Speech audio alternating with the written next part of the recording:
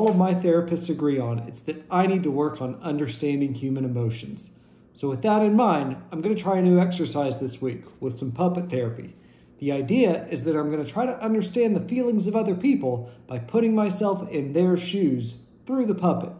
So with that said, let's see how I think other people are feeling.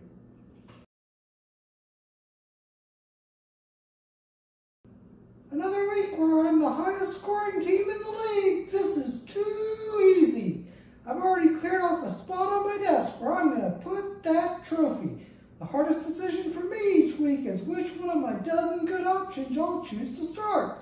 But you know what an easy decision is? Picking a best friend. For that, I choose Charles Creasy, my best friend in the whole world.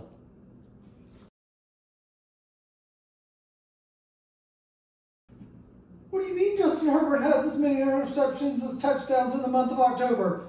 What do you mean my team only scored 2 touchdowns this week? What do you mean my tight end is on injured reserve and I'm still starting him? What do you mean Yahoo thinks I'm going to go 1-7 the rest of the way? At least I get to work with Charles every day. He's the best.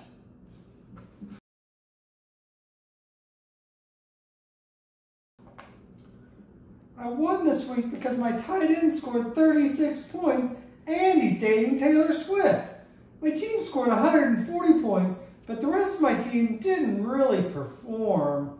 Also, I'm really sad that I'm not as cool as Charles. He's the coolest person I know. I'm so jealous of him. Oh.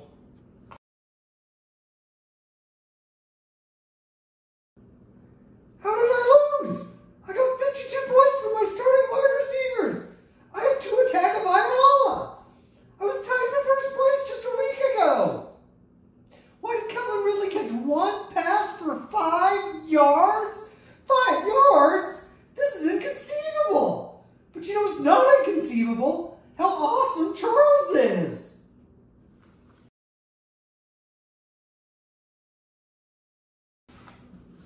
Grr, I lost this week. Deebo Samuel, DeAndre Hopkins, and Derrick Henry all didn't play. If I'd had them, I would have won for sure.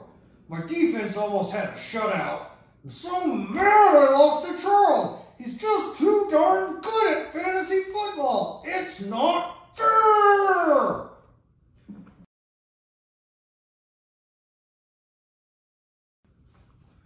Whew, I won last week, but just barely.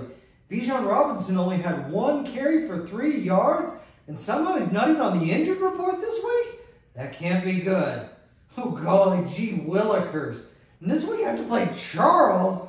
Maybe I can just try to cheat to win. Golly.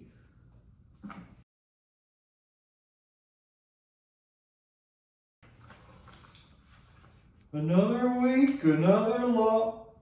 Wait, I won? I won another game? A fantasy football? Really? Wow! I did not see that coming. Yay!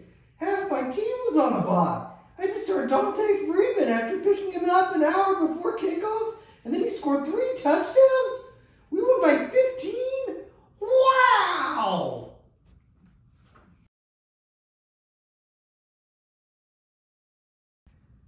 Every individual player on my team scored in double digits last week. My running backs had over 50 carries. My players had 40 targets in the receiving game. My team is definitely trending in the right direction. And best of all, Charles is still ahead of me. I hope he stays there all year. He's just nifty.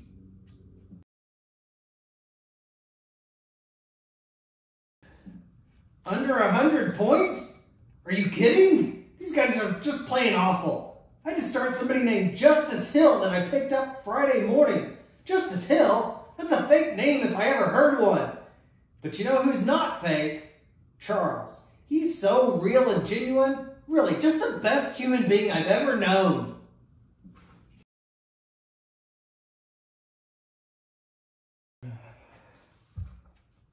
I beat my Yahoo predicted score, but it just wasn't enough this week against Drake.